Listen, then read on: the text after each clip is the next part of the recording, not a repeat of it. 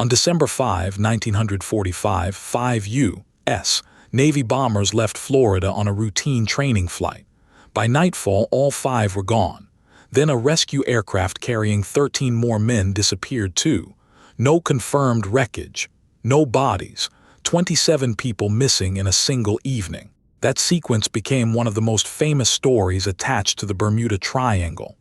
Later versions added failing compasses, strange seas, and final radio messages that sounded almost supernatural. But the surviving record tells a different kind of story. A planned route, a mistaken position, a command problem, worsening weather, and fuel gauges moving toward empty. It does not solve the disappearance. It does explain how 5 aircraft could fly away from safety while believing they were searching for it. And it shows how an aviation disaster was rebuilt into a modern legend. Flight 19 was not a combat patrol. It was navigation problem number 1, a standard exercise from Naval Air Station Fort Lauderdale. 5 PBM Avengers would fly east, make a practice bombing run at Hens and Chicken Shoals, continue toward the Bahamas, turn north, then return southwest to Florida. The planned circuit covered roughly 316 miles and should have taken about 2 hours and 40 minutes. The formation carried 14 men. Lieutenant Charles Taylor was the instructor and assigned flight leader. He was not an inexperienced pilot. Navy summaries credit him with about 500 flight hours in combat service in the Pacific. The other aircraft were flown by men still training on the Avenger, including Captain Edward Powers, who held a higher rank than Taylor but was a student in this flight. The Avengers left shortly after 2 in the afternoon. They reached the practice range and completed the bombing run. For roughly the first hour, the mission appeared normal. The crisis began after the formation continued east and turned north. At about 3:40, monitored radio traffic showed that at least one pilot no longer knew the formation's position. Taylor then reported compass trouble and described broken land below. He believed he might be over the Florida Keys, south of the mainland. That belief changed every useful direction. If Taylor was in the Keys, flying northeast could bring him toward Florida. But if the formation was actually near the Bahamas, northeast would take it farther into the Atlantic. The evidence strongly favors the second situation. The flight had completed its bombing exercise east of Florida, and other pilots believed they were north of the Bahamas. But from the cockpit, Taylor was trying to fit unfamiliar islands to a familiar mental map. He had previously flown from Miami and kept interpreting the land below as the Keys. This is the central mistake in the most likely reconstruction. The compasses may have been unreliable, misread, or simply distrusted. The decisive problem was not one instrument, it was position. Once Taylor placed the formation on the wrong side of Florida, a correct compass heading could still lead in the wrong strategic direction. The radio record also reveals disagreement inside the formation. Some of the other pilots wanted to turn west. From the Bahamas, west meant Florida. Taylor resisted because, if he was in the Keys, west could mean the Gulf of Mexico. Captain Powers outranked him, but Taylor remained the assigned instructor and flight leader. This was not a cinematic mutiny. It was a procedural trap. The man responsible for the formation held a mistaken picture of its location, while pilots with a better estimate did not take lasting control. Ground stations attempted to help. They tried to obtain a usable bearing and urge the aircraft toward the west or toward the setting sun. Radio reception weakened and the formation changed direction more than once. Every correction consumed time.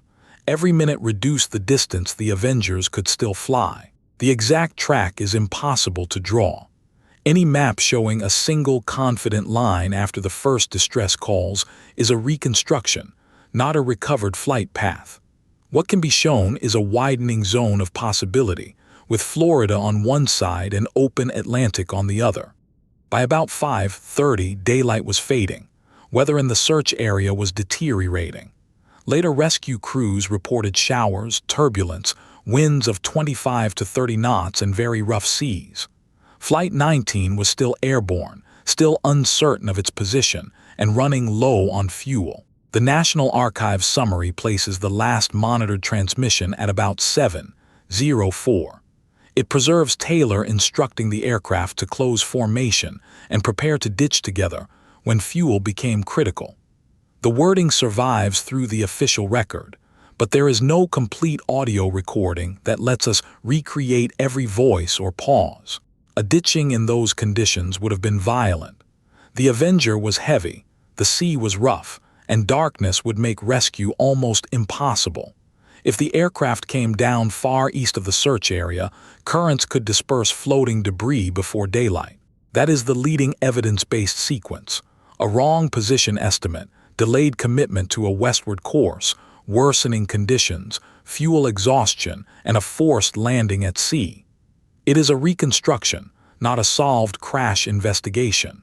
No aircraft has been conclusively identified, and the final locations remain unknown. The story became darker because the search produced its own disaster. A PBM Mariner left Naval Air Station Banana River at about 7:27 p.m., with 13 men aboard. Its accident card records an outbound report a few minutes later. Then communication stopped. The tanker SS Gaines Mills reported seeing an explosion and fire in the distance, followed by an oil slick near the Mariner's route. That witness report supports the conclusion that the rescue aircraft exploded at sea. It does not establish why. Later accounts often point to fuel vapor hazards associated with the Mariner and present the explosion as mechanically explained. But the primary accident card is more careful. It says the aircraft exploded at sea for a reason unknown. Flight 19 and the Mariner were therefore two connected losses, not one supernatural disappearance. One formation was already missing. A search aircraft probably exploded while trying to find it. The tragedy was linked by the rescue operation, but the evidence does not require a single mysterious force.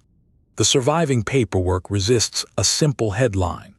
The accident cards for the 5 Avengers identify poor navigation and fuel exhaustion. On the same forms, the classification reads 100% undetermined. That is not a contradiction if the limits are stated correctly. Investigators could reconstruct the likely operational chain without recovering the aircraft or proving an exact final position. They could say what probably happened while leaving the physical cause and location unresolved. Taylor was initially blamed in harsh language. In 1947, a naval correction process removed personal responsibility for the loss of lives and aircraft. That did not prove his decisions were correct, and it did not transform the case into an unexplained phenomenon. It recognized that an officer should not carry a definitive finding of responsibility when the evidence could not close the case. The phrase Bermuda Triangle sounds like an official warning zone. It is not.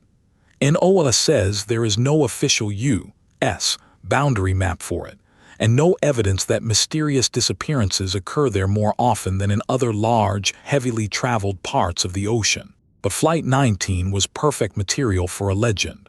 5 military aircraft, confusing radio traffic, a second missing plane, and no wreckage to interrupt the story with ordinary physical evidence.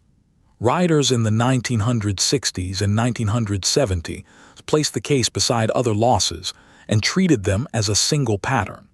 Charles B. Arlitz and others carried that pattern into popular culture. In the retelling, uncertainty became anomaly. Disputed or poorly sourced radio lines became final messages. The absence of wreckage became evidence that normal explanations were impossible.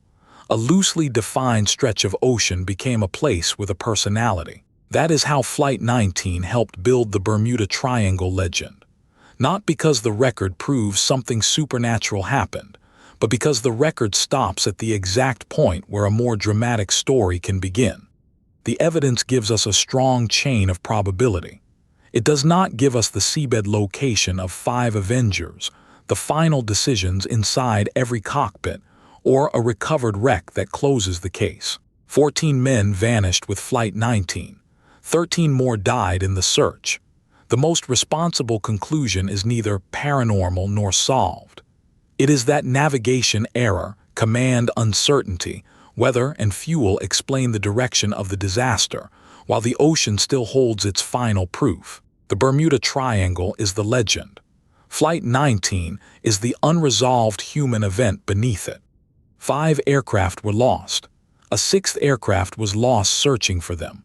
The record supports a tragic sequence without giving us a final location. That gap is where the Bermuda Triangle grew.